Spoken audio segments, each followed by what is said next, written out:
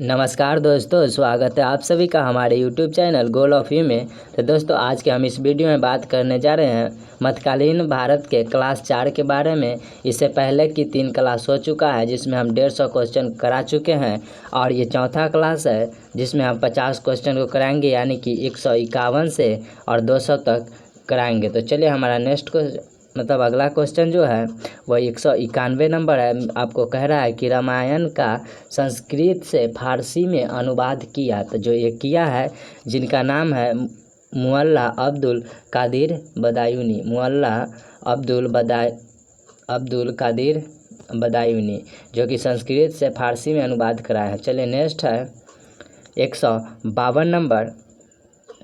कहता है अकबर के दरबार में हाजी इब्राहिम सरहिंद ने किसका संस्कृत से फारसी में अनुवाद किया।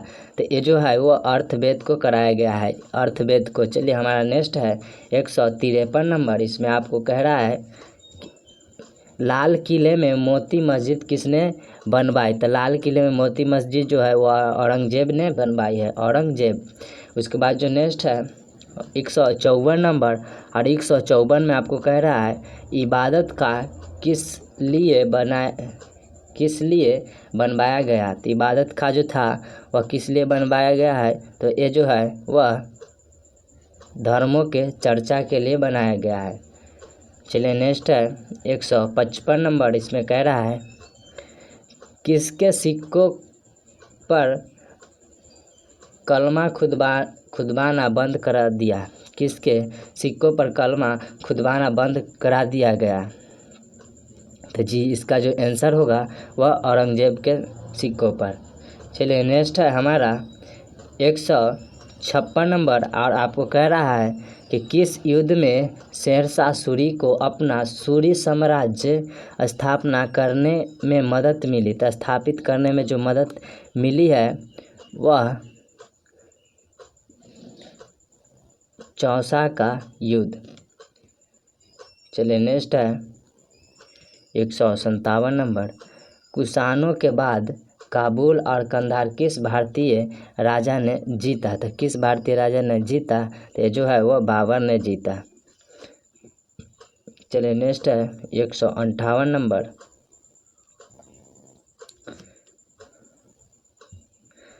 राजा टोडरमल शुरुआत में किसके मंत्री थे। तो जी ये जो मंत्री थे वह शेरशाह सूरी के मंत्री थे। किसके? शेरशाह सूरी के।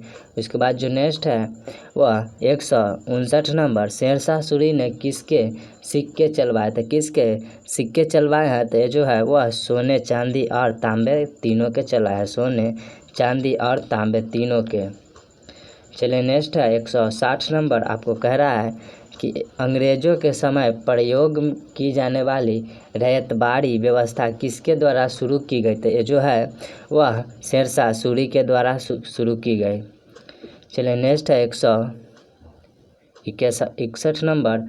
आपको कह रहा है कि इलाहाबाद का किला किसने बनवाया था। इलाहाबाद का जो किला है वह अकबर ने बनवाया है। किसने? अकबर ने। चलिए हमारा 62 नंबर 162 नंबर है। और आपको कह रहा है कि अकबर के समय प्रशासनिक और राज्य वसूली के लिए कौन सी इकाई थी। तो ये जो इकाई थी वह कौन सी थी। तो ये सूबा इकाई थी, सूबा। चलिए सूबा इकाई थी। हमारा 163 नंबर है। आपको कह रहा है कि अकबर के राज्यकाल के दौरान पंचमहल, बुलंद दरवाज़ा, अकबर के मकबरे और अकबर के राज्य की राजधानी में क्या क्या एक जगह पर थी। तो क्या क्या एक जगह पर थी। तो जी ये जो थे वह बुलंद दरवाज़ा, अकबर की राजधानी और पंचमहल जो एक जगह पर थी। चलिए नेक्स्ट है हमारा 164 नंबर। आपको कह रहा है कि हुमायूं का जन्म कब कहाँ हुआ था। तो ये जो हुआ है वह काबुल में हुआ है, काबुल में।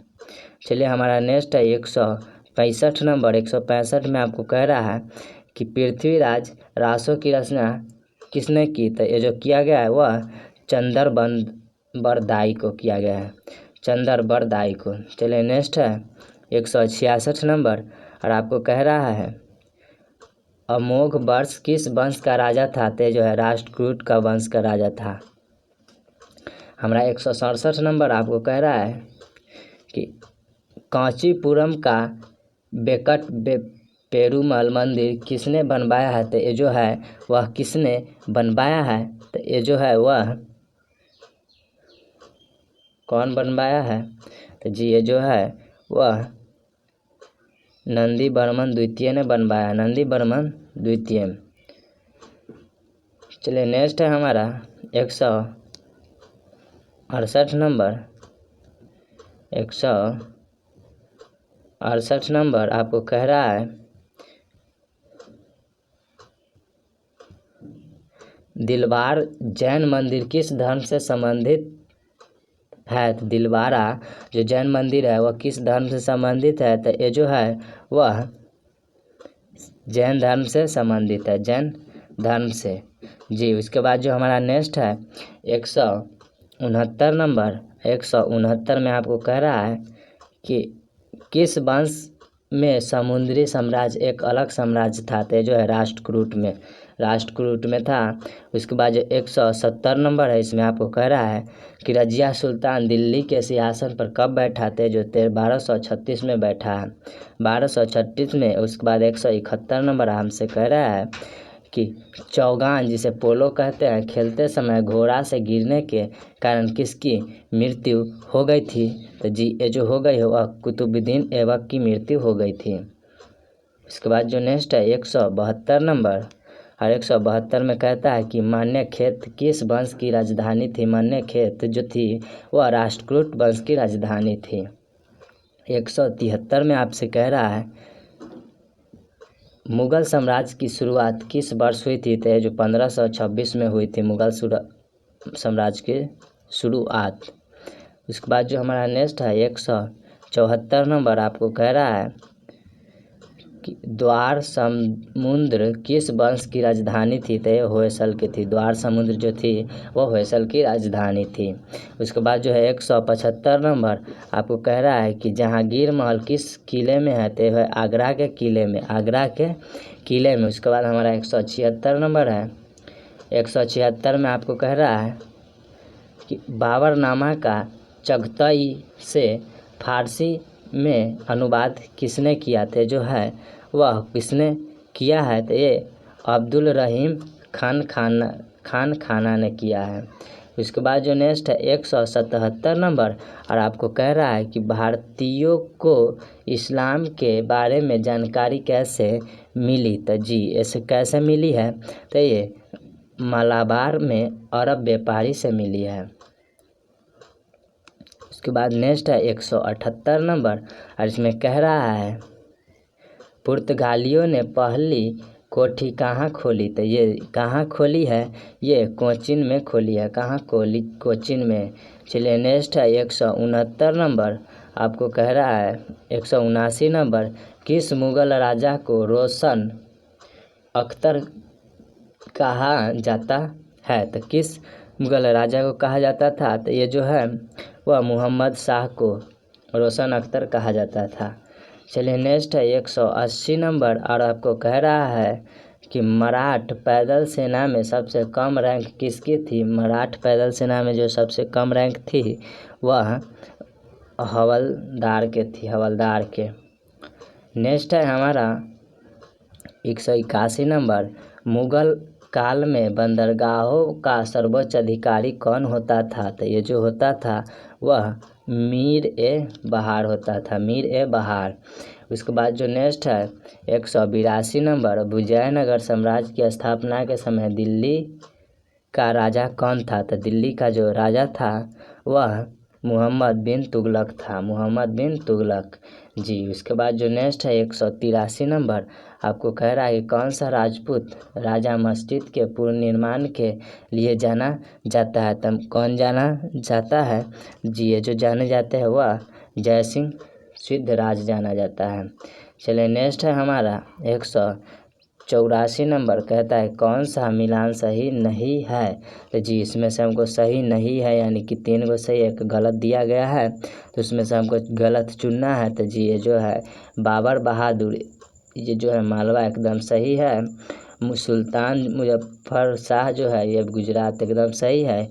यूसुफ आदिल शाह ये अहमदनगर ये गलत है। तो हमारा जो आंसर है 84 नंबर का सी नंबर हो जाएगा, हमारा सी नंबर आंसर है। चलिए हमारा नेक्स्ट है 195 नंबर, 185 नंबर। आपको कह रहा है कि दक्षिण भारत के पश्चिमी घाटी पर कौन से भारतीय हिस्से थे। तो कौन से भारतीय हिस्से थे, तो ये है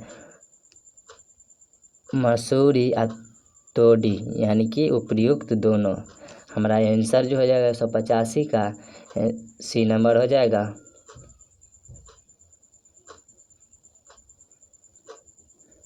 इसके बाद जो नेक्स्ट है 186 में कहता है मोहम्मद बिन तुगलक के समय विदेशी यात्री इब्न तुता आया, वो किस देश से था। तो जो इब्न तुता किस देश से था, तो जी ये जो है वह मोरक्को देश से था, मोरक्को। चलिए हमारा नेक्स्ट है 187 नंबर, और आपको कह रहा है कि मोहम्मद गोरी को माउंट अबू के पास किसने हराया। तो जी ये जो हराया है वह भीमदेव सोलंकी द्वितीय। चलिए नेक्स्ट है 188 नंबर, किस चोल राजा ने मालदीव को जीता। तो जी ये जो जीता है वह राजराज चोल प्रथम। उसके बाद जो नेक्स्ट है 189 नंबर, औरंगजेब की मृत्यु कहाँ हुई थी। तो जी औरंगजेब की मृत्यु जो हुई थी वह अहमदनगर में हुई थी।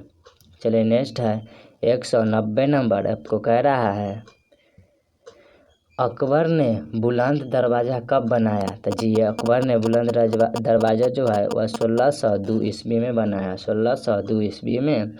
उसके बाद है हमारा 191 नंबर, आपको कह रहा है कि अकबर ने किस जैन गुरु को जगत गुरु की उपाधि दी। तो जी ये जो है वह किसे दी, तो ये हरविजय सूरी को दिया, हरविजय सूरी को। चलिए नेक्स्ट है 192 नंबर, आपको कह रहा है मुगल साम्राज्य के बाद कौन सा राज्य सबसे शक्तिशाली हुआ। तो मुगल साम्राज्य के बाद जो शक्तिशाली हुआ है वह मराठ हुआ है। कौन, मराठ।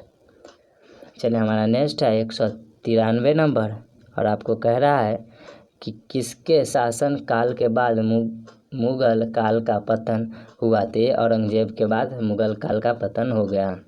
चलिए नेक्स्ट है 94 नंबर, 194 नंबर कहता है ताजमहल का निर्माण किसकी स्मृति में हुआ। तो ये जो है वह किसकी स्मृति में हुआ, तो ये मुमताज़ के स्मृति में हुआ है। चलिए नेक्स्ट है 195 नंबर, और 195 आपको कह रहा है कि देवगिरी को सर्वप्रथम किसने जीता।